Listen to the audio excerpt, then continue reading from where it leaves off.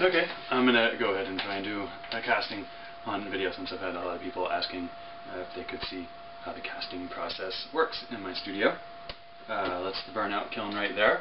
I've got the models that I invested, which is putting a plaster around them in there, and they're burning out, which means melting the wax model out, leaving the hollow form that the metal can now be injected into in a centrifugal caster. It's different than what a lot of people have, is a vacuum setup, and you can pour right in the top and the vacuum pulls the metal down into the mold. This is a little more old school. It's a really strong spring on a centrifugal caster. I got to melt the metal right in there, and when I release it, it's going to spin around really fast and shoot the metal with a lot of force into the mold, because you tend to get really good detail this way. You have to pre-measure the metal that you're going to be using. This is a casting bronze, and the reason you have to pre-measure is because you can only get so much in the melting crucible, which is right in front of the mold when you're going to be spinning it. It's definitely easier when you can just pour it in on the top, and if you have leftover, it's not an issue. So hopefully I've done this right. There's kind of a trick. You have to weigh the wax and multiply the wax by the specific gravity of the metal that you're going to cast, and hopefully arrive at the right amount of metal. We shall see. I've got, we're at about 900 degrees now, so that's a good temperature to be taking this out. It's been in here for about 4 hours. You can do it 3 accelerated, 6 is ideal. I don't know if you can even see me out there, can you? I'm going to go ahead and take it out. It's toasty hot, for sure. Also delicate. If I dropped it right now, I would probably be causing myself unhappy problems. Like that almost happened. And don't grab it with your hand. I did that once. Not a good idea. Alright. Getting it into the thing is probably one of the worst parts of this whole process. What do I need now? Because this is flopping around awkwardly on me. And I've got to get creative. Let's do that.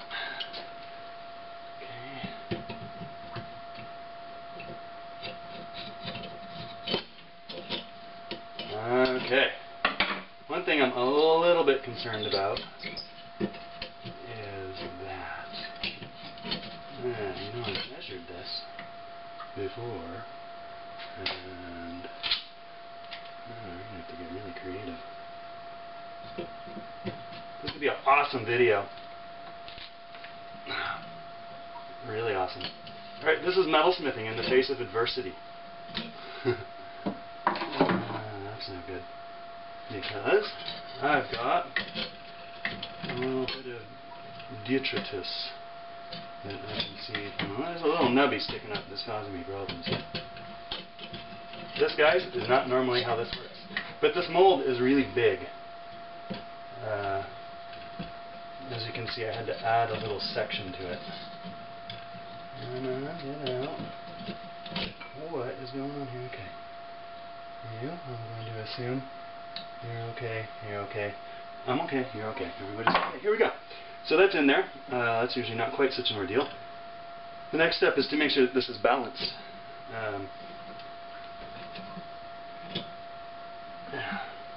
Or just say, who cares, because it's cranked on too tight. Wow. That'd be a really awesome demo. Alright, there we go. Nice and loose.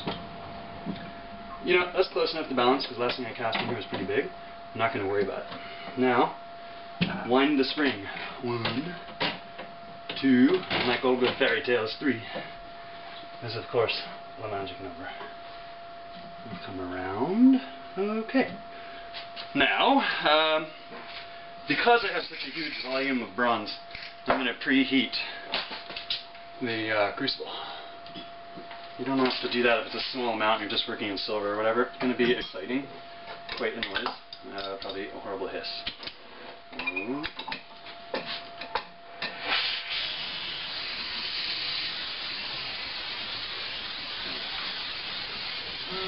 just going to preheat like that.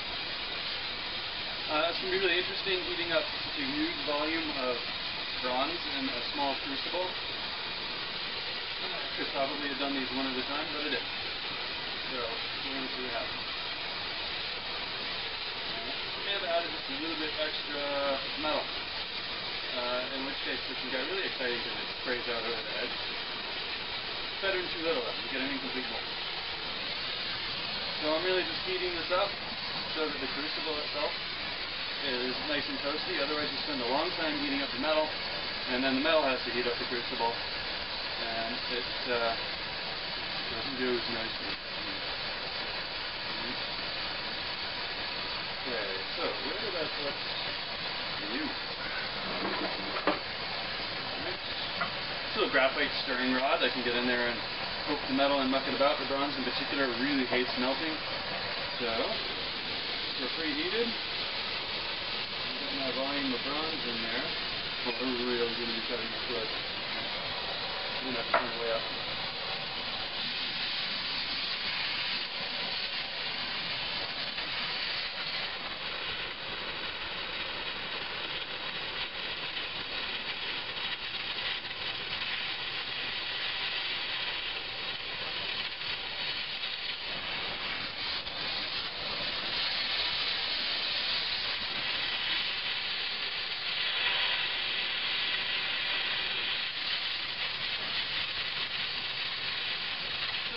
Flux, it just kind of helps things get going when you turn it up.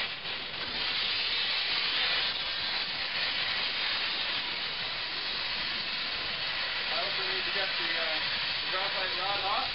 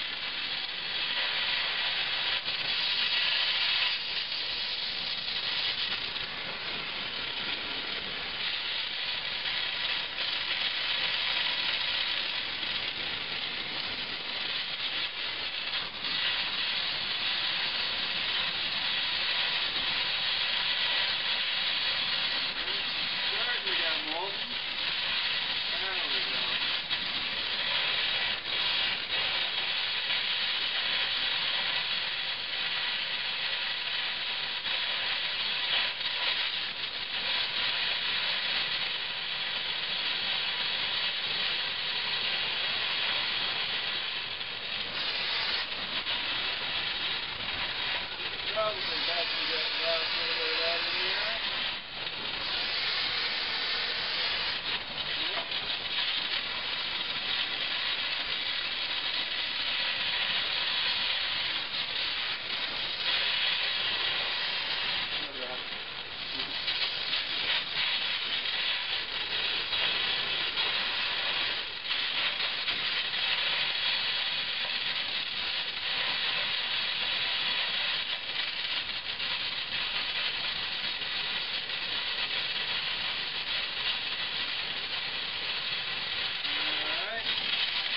Thinking we're hot enough. Loosen the spring. And this is the part where you really want to cross your fingers. Just think about it. I don't want to have to torque those all over again. No, that was exciting. Either it got blocked or I put too much in. And if it got blocked, it's fucked.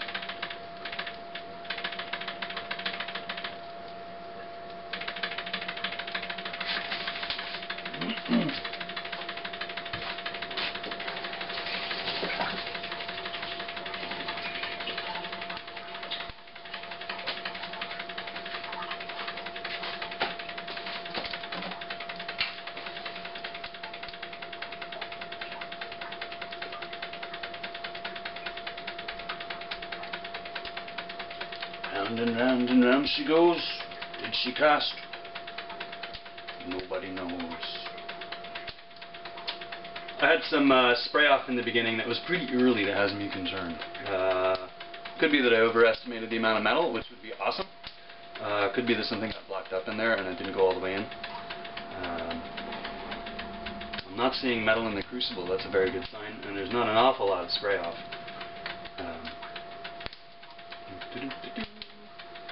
Here's some awesome cooling sounds. I see a screw button. Oh, it's spray off. As long as it didn't get blocked up, we're good.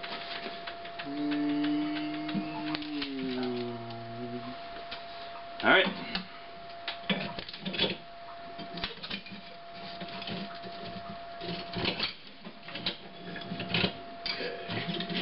That is, oops, as we say, a very nice screw button. It needs to cool now. Set her down. And get the quench bucket ready. This is the really exciting part. Unfortunately, that's going to take a while to cool down.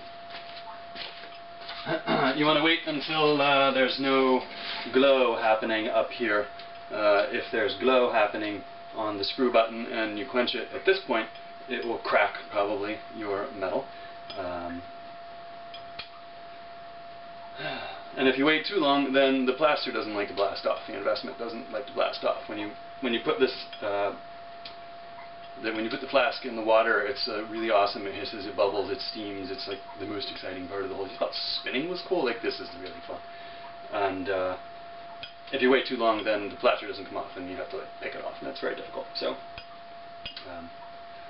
we're just going to sit here and watch it. I should have prepared a speech or some jokes for this portion of the filming.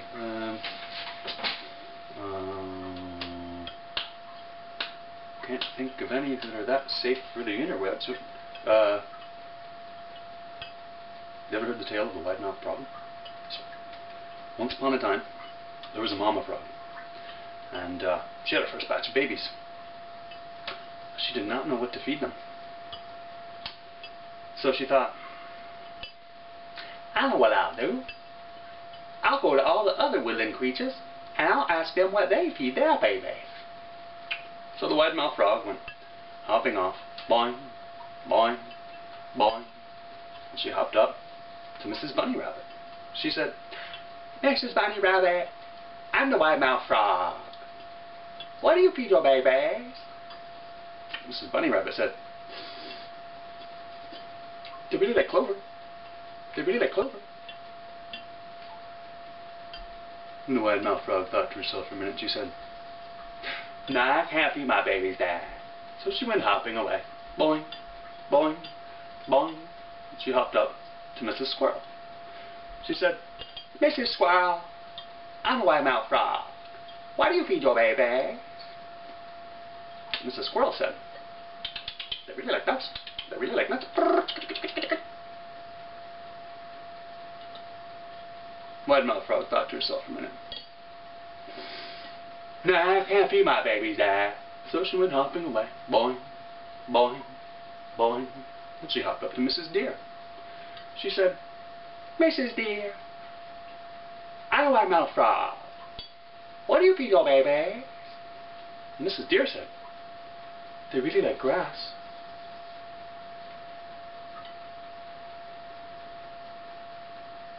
Wide-mouthed frog thought to herself for a minute. Nah, I can't feed my babies that. So she went hopping away. Boing, boing, boing. And she hopped up to Mrs. Alligator. She said, Mrs. Alligator, I'm a wide-mouthed frog. What do you feed your babies? Mrs. Alligator said, wide-mouthed frogs. Wide-mouthed frog thought to herself for a minute. She said, oh, you don't see too many of those around here now, do you? Yeah. Alright, and with that, I'm going to say that it's time for the most exciting, dramatic moment of my casting process here. Did it work? I don't know. Oh yeah. Got up and stuff.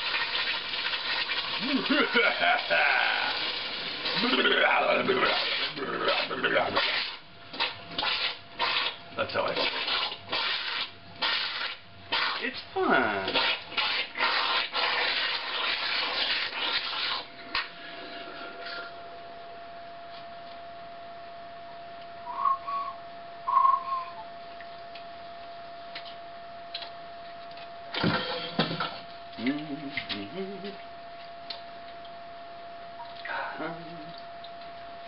Alright, I'll get the little brush. Because I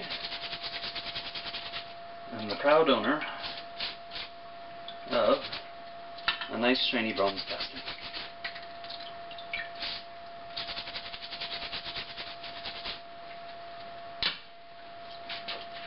It looks like it came out pretty good. Lots of cleanup to do. Good. I was really worried about the overspray there. Yeah, it's not rocket science, and if it was, I'd write up.